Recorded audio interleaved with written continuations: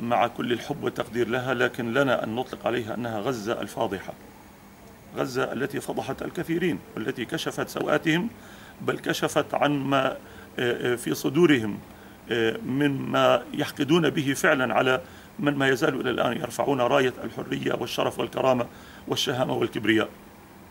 أنت تفضلت بأن الحديث عن تباين، لا، هو الحديث الآن عن فرز بكل ما للكلمة من معنى، إما مع الشعب الفلسطيني وقضيته وقضايا الأمة، وإما في الوقوف في الخندق الآخر مع أعدائها.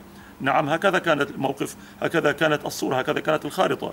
فكل من لم يقف مع شعبنا الفلسطيني هو وقف ضد شعبنا الفلسطيني.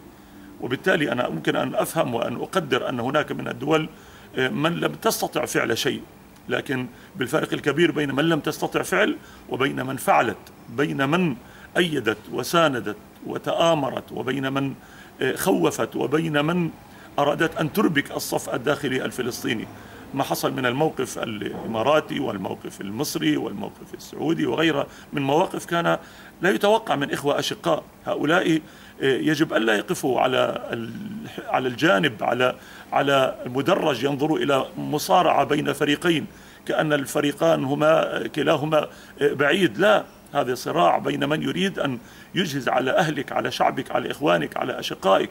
لذلك غزة بصمودها وببطولة أبنائها فضحت هؤلاء وعرت سوآتهم، وجعلتهم الآن فعلا بحاجة إلى ليس فقط إجراء مراجعة، إنما كيف لهم الآن أن يعبروا عن أنفسهم أمام شعوبهم التي نظرت إليهم وهم ينحازون إلى الصف الإسرائيلي ويوالون الصف الإسرائيلي على حساب دماء وأشلاء وجراحات ودموع أيتام وأرامل ونساء.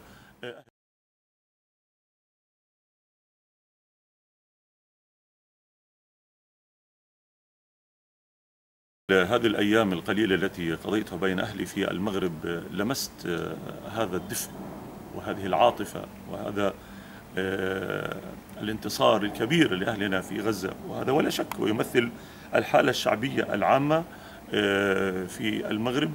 وأؤكد على أن الإسلاميين وغير الإسلاميين حقيقة يعتبرون القضية الفلسطينية هي قضية جامعة. ثم هي الجملة التي حقيقة أنا حفظتها وقد سمعت السيد رئيس الوزراء يتحدث بها، وهو يقول إن ما حصل في غزة هو يدمي القلوب لكنه يرفع الرؤوس. جملة جميلة معبرة تؤكد على أن نعم، التفاعل الشعبي كبير والتفاعل الرسمي الحكومي كبير ممثل بالسيد رئيس الوزراء، وفي هذا تأكيد على أن غزة فعلا رفعت رأس الأمة. غزة قاتلت عن الجميع، غزة ضحت بدماء أبنائها وشهدائها وجرحاها من أجل أن يكون اعتبار لنا جميعا، لأن المؤسسة الإسرائيلية لو خرجت من هذه الجولة بانتصار لها لكان شرها سيتطاير ولكان أذاها سيصل إلى أبعد حد. ولكن فعلا غزة بصمودها وصبرها وشموخ أبنائها وبطولاتها هي التي وقفت سدا منيعا إن شاء الله وإلى الأبد أمام هذه الغطرسة الإسرائيلية.